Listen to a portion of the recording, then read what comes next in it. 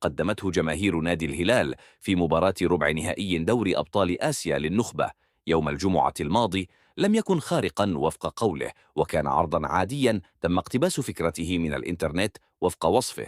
وناقش برنامج أكشن مع وليد الذي يقدمه وليد الفراج مساء أمس الأحد الحضور الجماهيري في المباريات الأربع لدور الثمانية في دوري أبطال آسيا، مشيرا إلى أن الهلال وغوانجو كانت المباراة الأكثر حضورا جماهيريا بأكثر من 48 ألف متفرج. وأضاف الفراج أن مباراة النصر ويوكوهاما حضرها 12 ألفا من المشجعين فقط، في حين كان عدد الحضور الجماهيري في مباراة الأهلي وبوريرام نحو 43 ألفا، ليصل إجمالي الحضور في المباريات الأربع إلى 106 آلاف من المشجعين.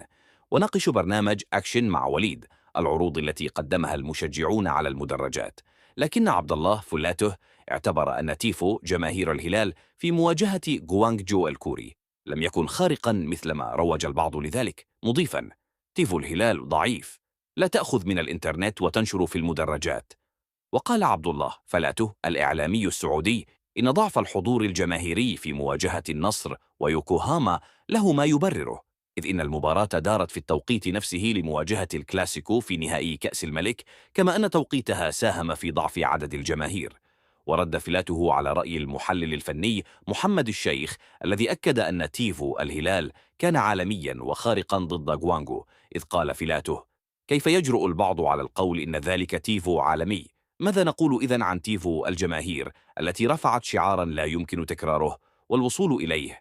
حبيبي يا رسول الله، لا يمكن معادلته حتى يرث الله الأرض ومن عليها. وبعد الفوز على غوانغجو 7-0 ضرب الهلال موعدا مع مواطنه الأهلي السعودي في قمة مباريات نصف نهائي دوري أبطال آسيا للنخبة يوم الثلاثاء 29 من أبريل الجاري على ملعب الجوهرة المشعة في مدينة جدة، بداية من الساعة 7:30 مساء بتوقيت مكة المكرمة.